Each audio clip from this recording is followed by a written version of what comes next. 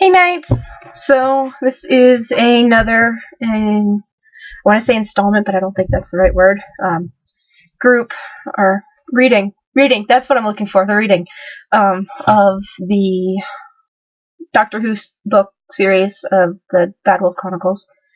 I honestly can't talk today, so let's hope my reading is better than my actual non-scripted talk. Alright, so let's see. I ended off with chapter 1, so this makes this chapter 2, and I'll be reading chapter 2 and chapter 3 in here. So chapter 2, interlude, settling in. Go ahead and get settled in, the doctor told Jessie, smiling at her as she joined him. Rooms are down the hall, take a left. She nodded. Thanks. And when you get back, he called as she left, you can choose where we go. She gave him a wild grin, then disappeared. The doctor sighed, folding his arms as he thought about what had occurred after he'd left the two agents together. In mid-flight on board the TARDIS, she had sent a whirlwind of images to him. The first was a familiar one of Jessie, flying through the air over the Nessatine consciousness, her face an image of anger. The next had been a completely unfamiliar girl, with blonde hair and tight waves and blue eyes, in jeans and off-the-shoulder tops. But she held a gun to someone he couldn't see, with a ferocity he recognized. The final one had been yet another girl, this one with dark hair, with red streaks shot through it. She was fighting with two swords, dressed in armor, and he had had a start when he recognized it as the kind Jessie had worn. The two other women were somehow connected to the... That's a really loud thunder. I don't know if you guys can hear that, but that was loud. The two other women were somehow connected to the Jessie he knew. How? Return to her and find out, the TARDIS had encouraged. So he had, and it had paid off. But it was odd. There hadn't been anything about her being Asgardian in anything he'd read on her. Jessie walked down the TARDIS hallways, feeling energy left from the Aether burn a little. She stood in front of a door with a familiar tree on it, and she smiled. Thanks, she whispered, opening the door. She gasped in delight when she got inside. The ceiling was a mural of the great tree... I'm probably going to really screw this word up because I suck. Yagardzo, in case anybody doesn't know what I'm talking about, in Norse mythology, there's this tree, I don't know if you've seen Avengers or not, but if you have, Thor kind of gives a small, quick, layman's term of what this is. But it's basically a tree that separates the different realms or different locations throughout the universe in the Norse mythology. So that's the best way I can describe that. Along with each of the 9 realms. Her bed was a queen-sized, a deep shade of violet with a bronze bedspread. My armor color, she realized, then grinned. Oh, you are brilliant. She saw the wall behind her bed and grinned. The palace of Asgard was there in all its glory, and when she turned to the wall opposite, there was a mural of the Bifrost Bridge. The Rainbow Bridge still seemed to be moving. The dressers were black with violet knobs. Settled on them, though, were photos from S.H.I.E.L.D., the Avengers, and even just she and Selene. She found the one that she loved the most and smiled, looking down at her, Thor, and Loki. She remembered when Thor's mortal girlfriend, Jane Foster, had taken the photo after the defeat of Malekith. She giggled, remembering how shocked the Asgardians had been when they saw her camera. You seem giddy, another northern voice commented as the doctor stepped in. Good memories, she replied happily, waving her hand around her room. It's gorgeous. Your ship is so awesome. He grinned. I know it. He nodded to the ceiling. You into Norse mythology? A little too into it, she replied, handing him the photo. I sort of had an accident with the dark elves of Sartaflim. I'm probably going to screw some of these words up. Only way to save my life was a blood transfusion, but my type was rare, AB negative. Thor used some of his blood instead, she swallowed. I'm half Asgardian now. Only Selene and Sky know besides the Avengers, about everyone on Asgard. The doctor looked at the other pictures. I saw news articles, he said slowly. You were at a funeral. Whose? Jessie looked down at the floor. Grant, she whispered. Special Ops Agent. Sky and I always joked around and called him Robot. He was always something more to her, and she was something more to him. She squeezed her eyes shut. I was on a mission with Celine, Natasha, and Clint when he died. He was killed in action saving her from a man called the Clairvoyant. Sky's never been the same since. The doctor is silent. I'm sorry, he finally said. Don't be. He died for a good cause. That's all he could have asked for. They stood in silence for a few seconds, then the doctor gave her a grin. So, Jessie Nightshade, ready for your first trip in time? Jessie gave him a matching grin. I was ready when I stepped inside this thing. He laughed and beckoned her out, and she ran to the console room, the doctor behind her. The TARDIS hum appreciatively, watching the Violet and Braz Asgardian. This one was special. Just how would be interesting to find out.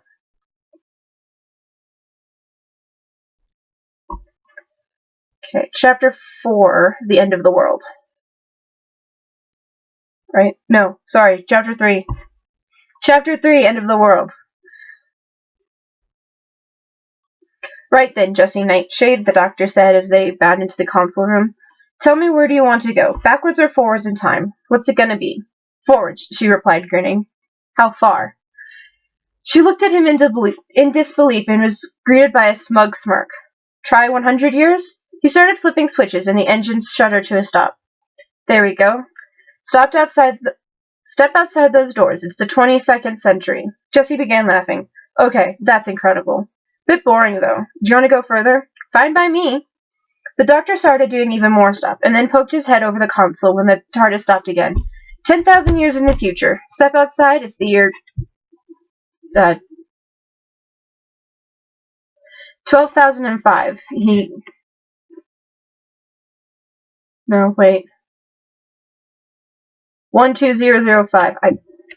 I'm tired, and this, doing numbers in my head is not easy, he announced with a pleased look. The new Roman Empire. Jessie began cracking up. You think you're so impressive. Oi, he complained. I am so impressive.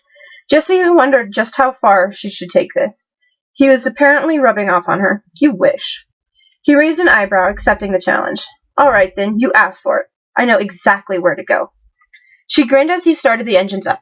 Hold on. Jessie did, onto one of the coral structures as the ship hurtled through space.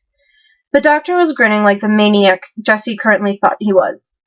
With a ping, the ship stopped, and the doctor looked at Jessie expectantly. Where are we? What's out there? She asked. The doctor held a hand out in reply. She walked over and opened the TARDIS doors, looking around in awe at the gallery they appeared to be in. The doctor sidestepped her and walked over towards the shutters on the opposite side. They slid open with a hiss, and Jessie grinned when she saw Earth from above. The doctor grinned, folding his arms. You lot, you spend all your time thinking about dying, like you're going to get killed by eggs or beef or global warming or asteroids. But you never take a moment to imagine the impossible. Maybe you survive. This is the year 5.5/Apple/26, 5 billion years in your future. This is the day. Hold on. He looked at his watch, and as if on cue, something gold and orange bubbled up and began to surround the planet. Jessie's eyes widened. Is that the sun? She asked. Yep, he replied, folding his arms again. This is the day that the sun expands. He looked down at her. Welcome to the end of the world. Wow, Jessie whispered, blinking. That's wow. He held out a hand. Come on, he told her. Let's go. With any other man, Jessie would have ignored it completely. With the doctor, she took it without hesitation. Shuttles 5 and 6 now docking. Guests are reminded that Platform 1 forbids the use of weapons, teleportation, and religion.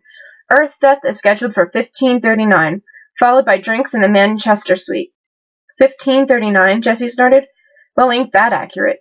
So by guests, aliens, he said. So this thing's a spaceship. Why are we on here? It's not really a spaceship. It's more like an observation deck. The great and the good are gathered to watch the planet burn. What for? Fun. Say what? Mind you, when I say the great and the good, what I mean is the rich, the doctor told her as they entered her room, where one wall was all a window, all the way to the ceiling. Jessie barked in laughter. Well, that doesn't change. She looked out curiously. Still looks the same, though. Wouldn't the planet have shifted everything around? They did, and the thrust shifted them back. The what? Oh, planet's now property of National Trust. She raised an eyebrow, but he continued on. That's a classic Earth, but now the money's run out. Nature takes over. How long's it got before it goes? About half an hour, he grinned at her. Then the planet gets roasted.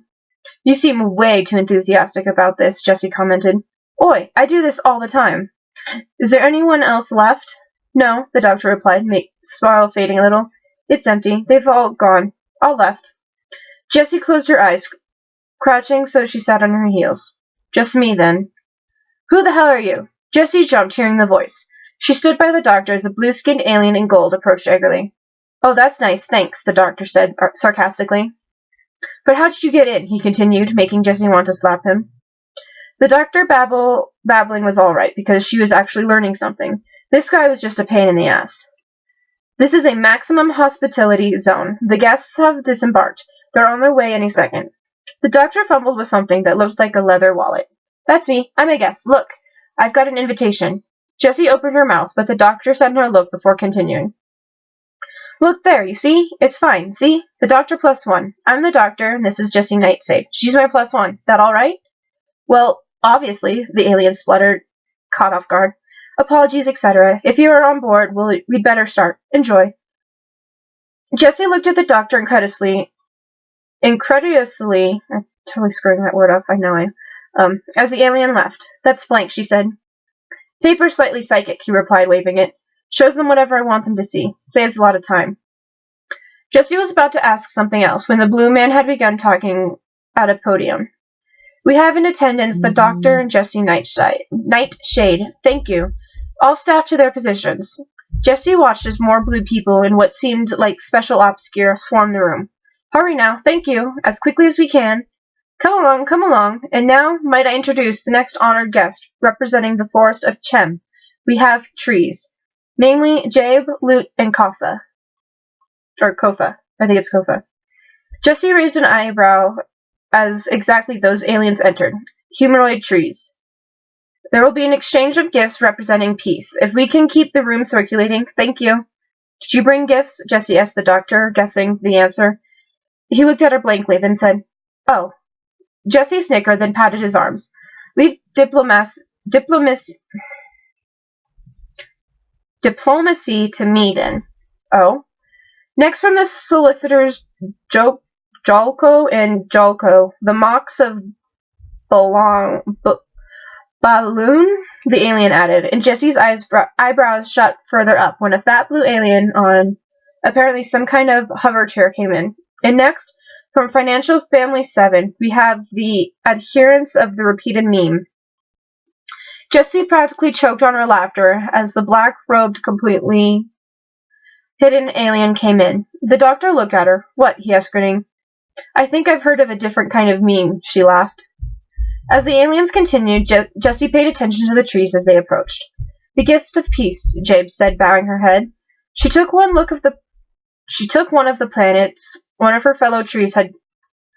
I give you a cutting of my grandfather. Thank you, the doctor said brightly, taking the plant.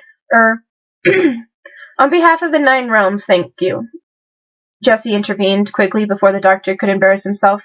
In return, a cutting of myself. She plucked 3 hairs from her head and held them out. If Jabe thought it was weird, she did not comment. You have our thanks, she said as the trees turned away. You're good, the doctor told her appraisively. Jessie smiled. Thanks. Couldn't have you doing anything stupid now, could we? Probably what would have happened, the doctor admitted. Sponsor of the main event, please welcome the face of Bo. Jessie didn't think her eyebrows could have shot any higher. They did when a giant head was rolled in. I don't even want to know, she muttered. The mocks of Balloon, the doctor said happily as the blue alien approached. My felicitations on this historical happenstance, the mocks replied, and Jessie didn't try to understand what he had just said. I give you the gift of bodied saliva. The next thing she knew, the mocks had hacked and spat directly into her eye. She squealed, and the doctor began laughing. Oh, shut up! Ah, the adherents of the repeated meme, the doctor said quickly as they came up. Here is a cutting of my companion.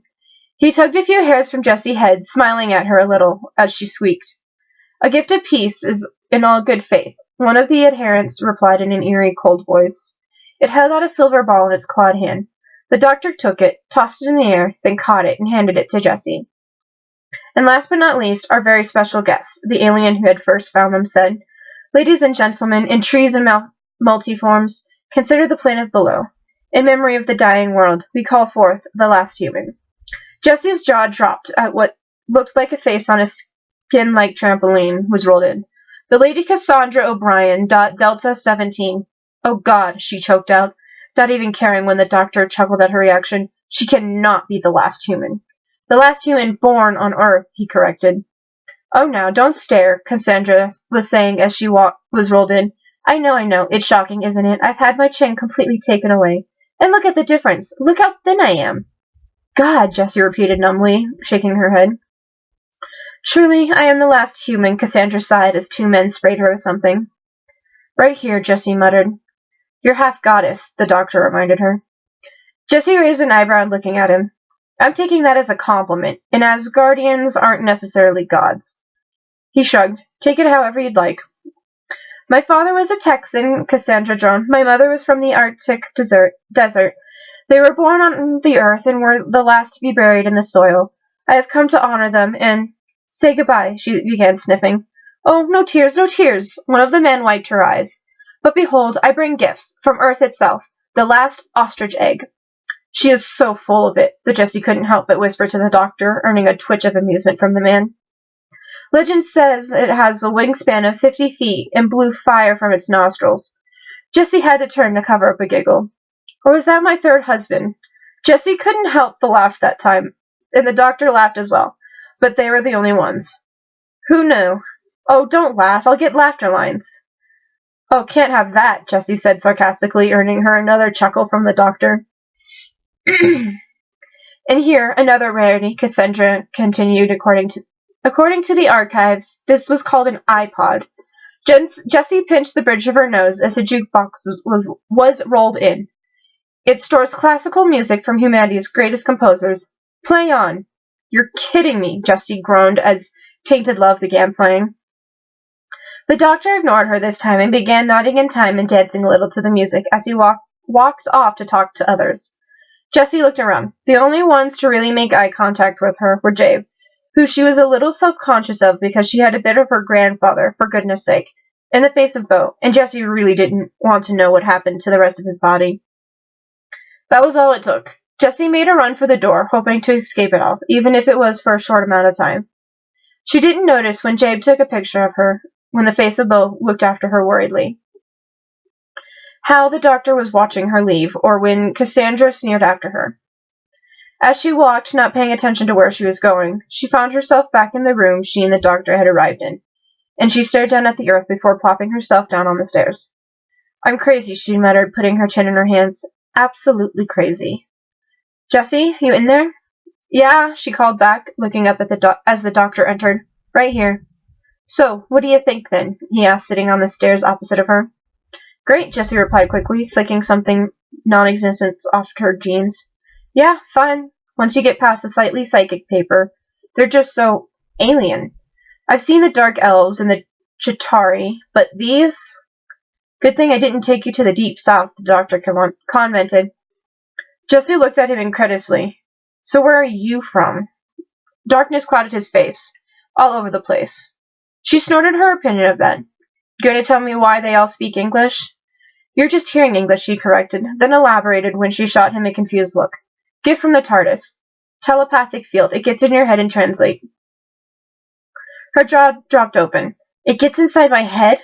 Well, in a good way. Your machine gets inside my head, she repeated. It gets inside and changes my mind, and you didn't even ask? I didn't think about it like that, he admitted. Of course you didn't, she spat. And I want answers now. Who are you, Doctor? What sort of alien are you, then? I'm just the doctor, he replied evasively. From what planet? She pressed. Well, it's not as if you'll know where it is. Where are you from? What does it matter? Jessie turned to face him, fully tired of this. Tell me who you are, she demanded, her voice raising. The doctor reached his breaking point as well, apparently. This is who I am, right here, right now, all right? He shouted, leaning closer to her. Her eyes widened a little at his ferociousness, but she held her ground. All that counts is here and now, and this is me. Yeah, and I'm here too, Jessie retorted, because you brought me here, so just tell me. They just sat there glaring at each other before the automated voice came overhead. Earth death in 20 minutes. Earth death in 20 minutes. Jessie closed her eyes, acknowledging defeat. All right, she whispered, standing and walking to the window. All right. Like Tony always tells me, don't argue with the designated driver. She took out her galaxy, snorting. Not like I can call for a taxi anyways. Apparently we're out of range. Tell you what, the doctor said, taking her phone and popping the back off. With a little bit of jiggery-pokery, Jessie burst out laughing. Technical term, jiggery-pokery? The doctor grinned at her. Yeah, I came first in jiggery-pokery. What about you? Failed hullabaloo, unfortunately, she joked.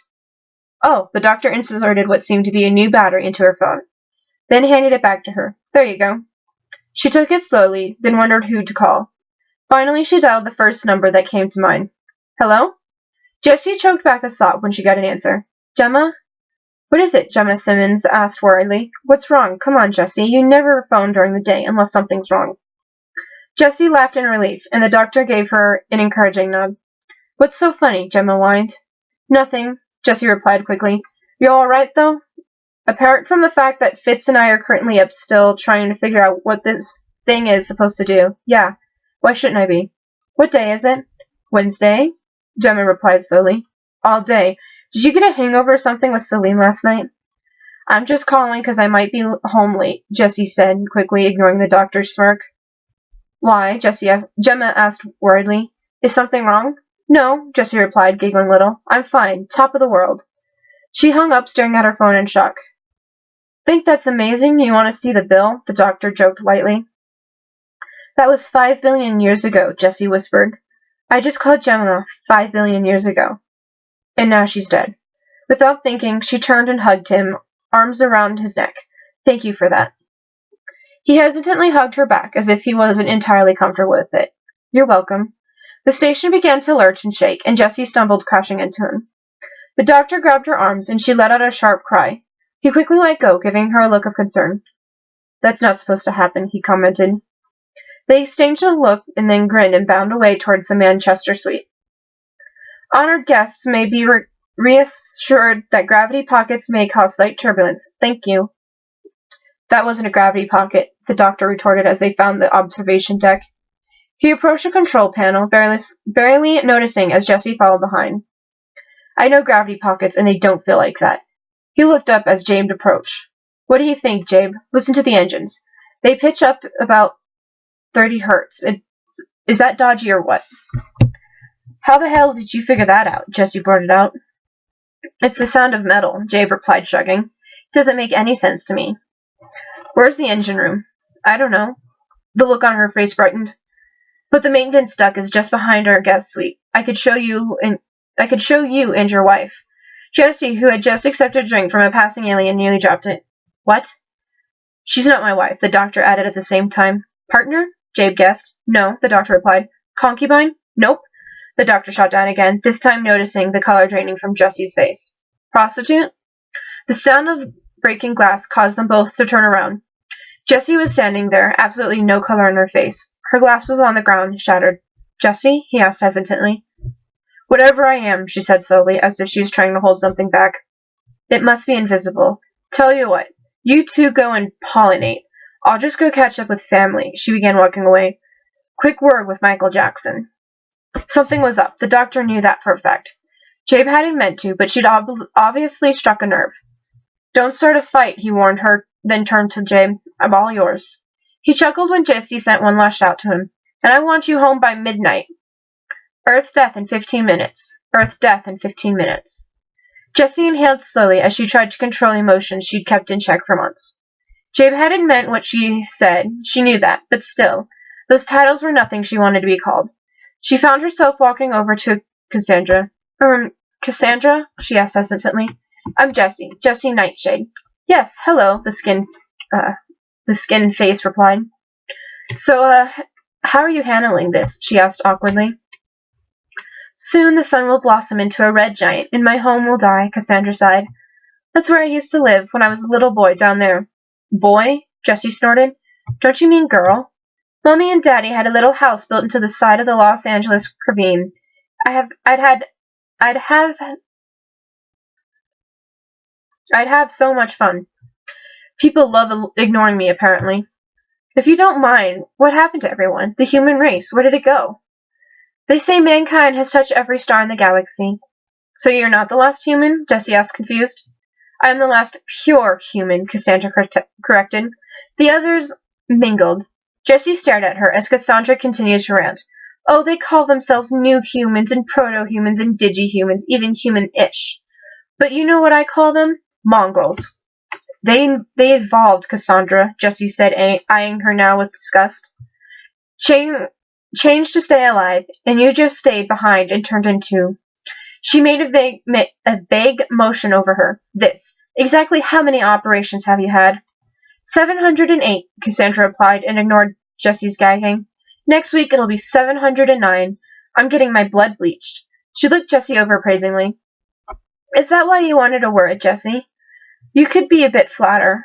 You've got a little bit of chin poking out.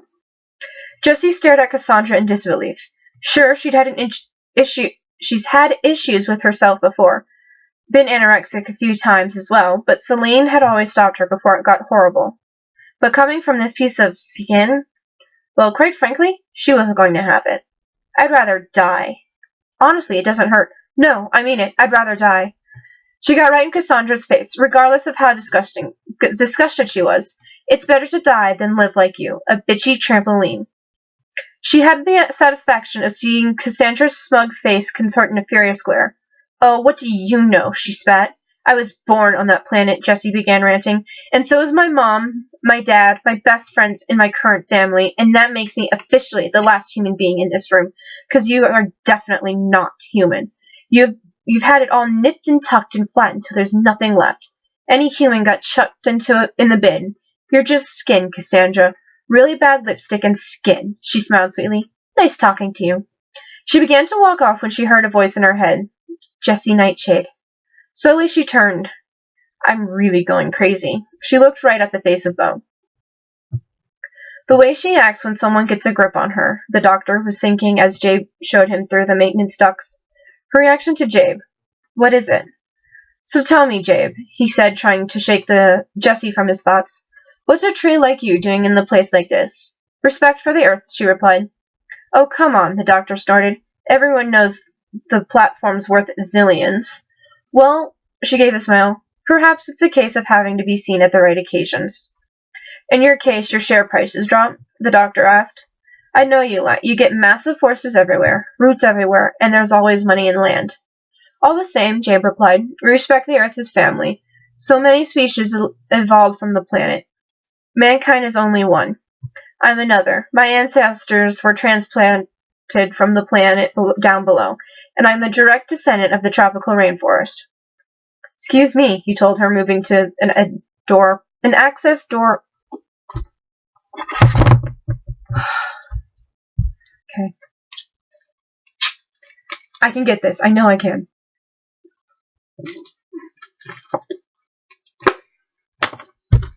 Okay. Excuse me, he told her, moving to access a door panel. What about your ancestry, Doctor? Jabe asked softly, and he froze. Or your companions. Hers was interesting. She appears human, but she is so much more. And you. Perhaps you could tell a story or two? Perhaps a man only enjoys trouble when there's nothing else left. He narrowed his eyes. Where was she getting this? I scanned you both earlier. I confirmed she was human, but something else the metal machine couldn't identify. It had trouble identifying your species. It refused to admit your existence. And even when it named you, I wouldn't believe it. But it was right. The doctor stopped working entirely, paying his entire attention to Jabe. I know where you're from. Forgive me for intruding, but it's remarkable you even exist. I just wanted to say how sorry I am. The doctor swallowed when Jabe put a hand on his arm and continued working, even when he felt the tears running down his face. Is it you who's talking to me? Jessie asked, walking over to the face of Beau. Yes, he replied, looking at her as she leaned down. You are a remarkable person, Jessie. I'm no one special, she replied lowly. Someone who's been through hell, someone who should be dead. Never tell yourself that, Vertigo, the face of Beau told her firmly. You are someone desperately needed. By who? Jessie asked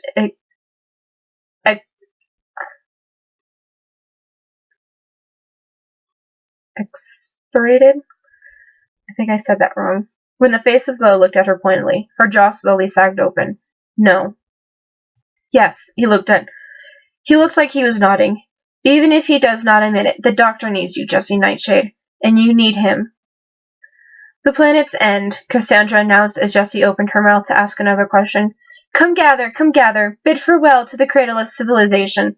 Let us mourn her with a traditional ballad. Good God, Jessie muttered as Britney Spears' Tostic blared from the juice box. Trust me, Jessie Nightshade, the face of Bo rumbled. It will come to light what you need to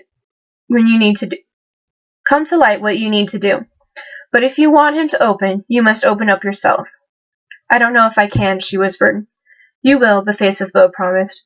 But for now, Jessie Nightshade, goodbye, and until the Blitz. What? She asked incredibly as he rolled off. Earth death in 5 minutes. Jessie. Jessie turned to see the doctor and Jabe emerged. As Jabe started to call for attention, Jessie ran over and hugged him. He hugged her back slightly.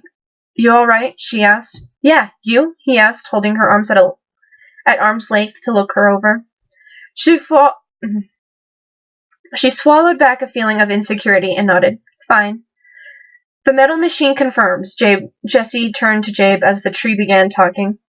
The spiders have infiltrated the whole of Platform 1.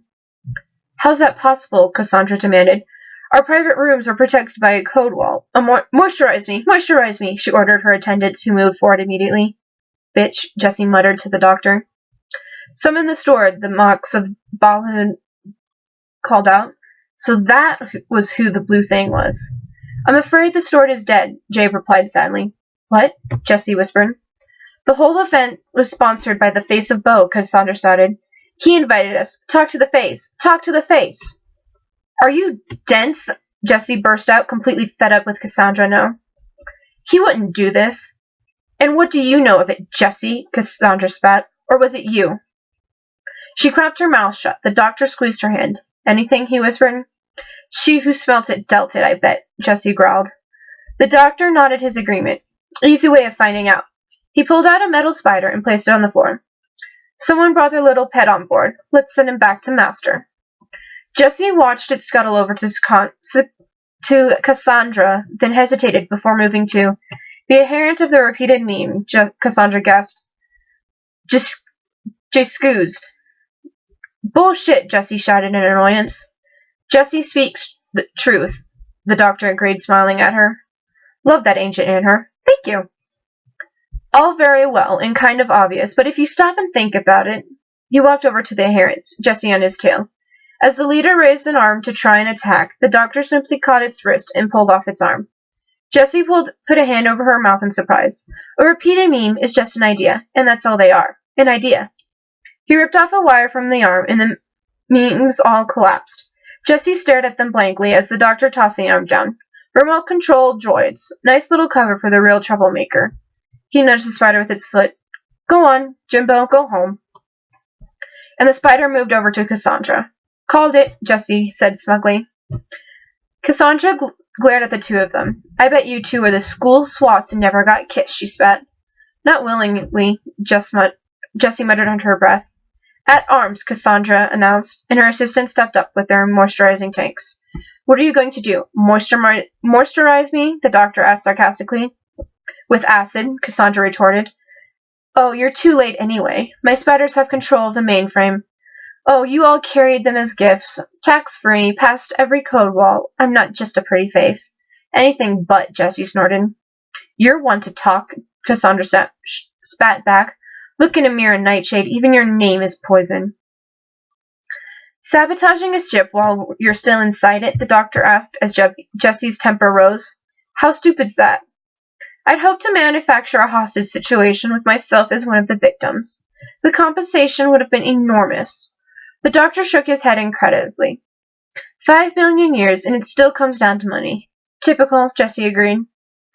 Do you think it's cheap looking like this? Cassandra demanded angrily. Flatness costs a fortune. I'm the last human doctor. Me. She glared at Jessie and smirked smugly. Not that self-conscious, poison little freak of yours. Jessie faltered, her head whirling a little. A hand squeezing hers brought her back, and she looked up into the doctor's eyes.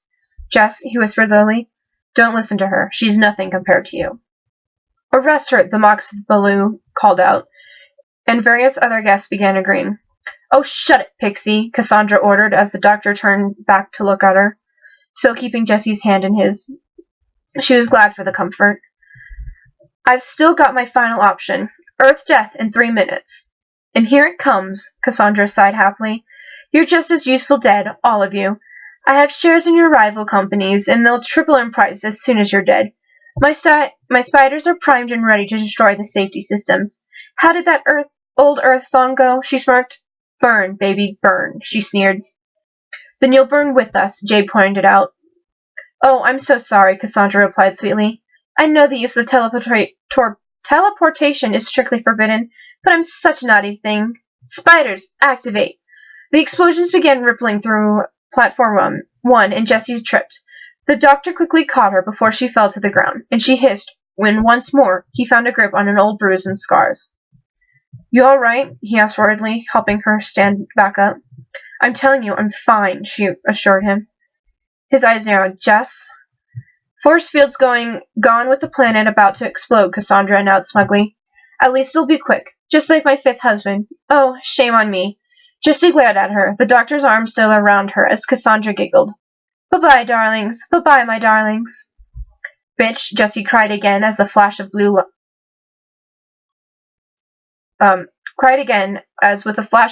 light, Cassandra and her 2 men were beamed out. Heat levels rising. No duh.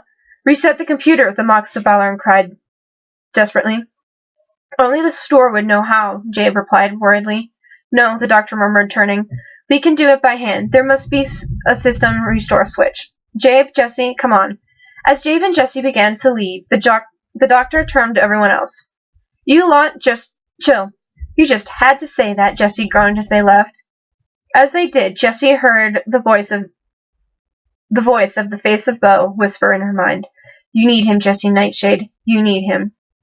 Earth death in 2 minutes. Earth death in 2 minutes. Oh, and guess where the switch is, the doctor said sarcastically. And Jessie sighed when she saw the switch, on the other side of 3 rapidly rotating fans. Heat levels rising. Heat levels rising. The doctor turned to look and found the breaker switch. He pulled it, and Jessie smiled when she saw the fans slow. It faded as when the doctor let go. The fan sped right back up. External temperature 5,000 degrees. Jabe stepped forward to the lever and pulled it down, watching the fans begin to slow. The doctor turned to her. You can't. The heat's going to vent through this place. I know, she replied simply. Jabe, you're made of wood. I'll do it. Both turned to Jessie. You'll combust if you stay here, she told Jabe, taking the lever. The doctor nodded, turning to Jabe. Go, he told her. Help the others. Jabe slowly nodded. Stop wasting time then, Time Lord. The doctor grinned and ran for the fans as Jabe ran from the room. Jessie turned to the lever, swirling the air around her to keep her cool. Speaking of temperature, heat level rising. Heat level rising. Shut up, she shouted. She could hear the doctor laugh somewhere through the fans, but she couldn't see him. Heat levels hazardous. She could feel it. It began to burn her hands, but she gritted her teeth and kept a firm grip. Heat levels critical. Heat levels critical. She held back a scream as the heat became too much. Instinct made her let go of the lever. She collapsed on the ground, groaning. She heard the doctor call her name, but the blood roaring in her ears drowned everything out. Planet explodes in 10, 9. She closed her eyes, wincing as her control faltered and the heat began to burn her harder. 8, 7, 6, 5. At least Jabe made it out, she thought numbly as she rolled over onto her side, whimpering when she felt her skin burn. 4, 3, raise shields. 2, 1. She mentally prepared herself for death, except there wasn't anything. She heard the fans slow, and she groaned as she tried to straighten. She heard the sound of running footsteps, and then the doctor dropped down next to her. Jess? He asked worriedly. She swallowed, leaning onto him as he helped her stand. I'm all right, she said hazily. Right, he replied sarcastically. Perfectly explains why your hands are almost completely burned. Lever, she wheezed as they left. They didn't make it a few steps out the door before the doctor stopped. He swung her towards him. What? She asked, confused, as he took out his sonic screwdriver and adjusted the settings. Just wait, he replied, taking one of her hands and running the sonic up and down the burns. She sucked in a breath as they began to heal up. Shh, he whispered to her as she bit her lip. He did the same to her other hand. I let go, she gasped as he finished. How did you get through? I'm a Time Lord, he replied. It took Jabe to help me remember that. So that's what he is. Are you all right? Jabe asked the moment the doctor and Jessie entered the room. Yeah, we're fine, he replied as Jessie went over to the face of Bo. The trees, the monks of Balu, and the rest of the guests were fine, albeit shaken up. I'm full of ideas. I'm bristling with them. Idea number 1. Teleportation through 5,000 degrees needs some kind of feed. He looked around. Idea number 2. This feed must be hidden nearby. His gaze fell on the ostrich egg, and he walked over, smashed it open, and held up the hidden teleportation feed. Idea number 3. If you're as clever as me, then a teleportation feed can be reversed. He twisted the feed and watched in satisfaction as Cassandra reappeared, laughing hard. Gloating, the doctor thought angrily, clenching a fist. Out of the corner of eye, he saw Jessie stiffen, and she heard Jessie. Oh, you should have seen their little alien faces. She stopped when she noticed where she was. Oh, she repeated. The last human, he sneered. So, you passed my little test, she said quickly, and he could have sworn he heard Jessie begin snickering behind him. Bravo! This makes you eligible to join, the Human Club. People have died, Cassandra, Jessie said as she joined him. You murdered them. And it's not your job to do the same, Cassandra snapped, and the doctor growled menacingly when Jessie took a couple steps back. It also depends on your definition of people, and that's enough of a technicality to keep your lawyers dizzy for centuries. So take me to court then, doctor, and watch me smile and cry and flutter. And creak? The doctor asked. And what? She repeated. Creak, he supplied, nodding as the noise grew louder. You're creaking. What? She shrieked, and her skin paled and tightened. Her eyes becoming bloodshot. I'm drying out. Oh, sweet heavens, moisturize me! Moisturize me! Where are my surgeons? My lovely boys! It's too hot! You raised the temperature, the doctor pointed out. Have pity, she began as red splotches appeared on her. Moisturize me! Oh, doctor! Help her, he heard Jessie whispered. Everything has its time, and everything dies, he replied, approaching Cassandra. He looked her right in the eye. And never tell me Jessie is underneath you again, he warned. I'm too young, she wailed before she exploded. The doctor looked at the frame for a moment before heading for the door. You are a lucky man, doctor. He stopped turning. The face of Bo was watching him as Jessie walked over to Jabe. What do you mean? He asked, walking over. She's a very important girl, doctor. She isn't a girl anymore, he replied. But she is, doctor, the face of Bo replied, shaking his head. Her screams echo in her head. Old wounds hurt fresh. She is not free of her past. Neither am I, the doctor pointed out. That is why you must help her. The face of Bo looked him in the eye. She will crack eventually. You must be there for her before she falls entirely. What made her like this? The doctor couldn't help but ask. The face of Bo simply smiled. That, doctor, you must find out yourself. Have a good trip back, Jessie told Jabe, hugging the tree. Jabe tugged her back. As well as you, Jessie, she replied warmly. You will always be welcome in Chem. Jessie watched Jabe rejoin the others. They walked slowly over to the window. She watched the debris of Earth float by and couldn't help but wonder what would have come over her if she'd actually seen it explode. No doubt she would have lost it. The end of the Earth, she whispered as she heard the doctor approach her. It's gone, and we were too busy saving ourselves and others. We missed it, she sniffed, rubbing at her eyes fiercely.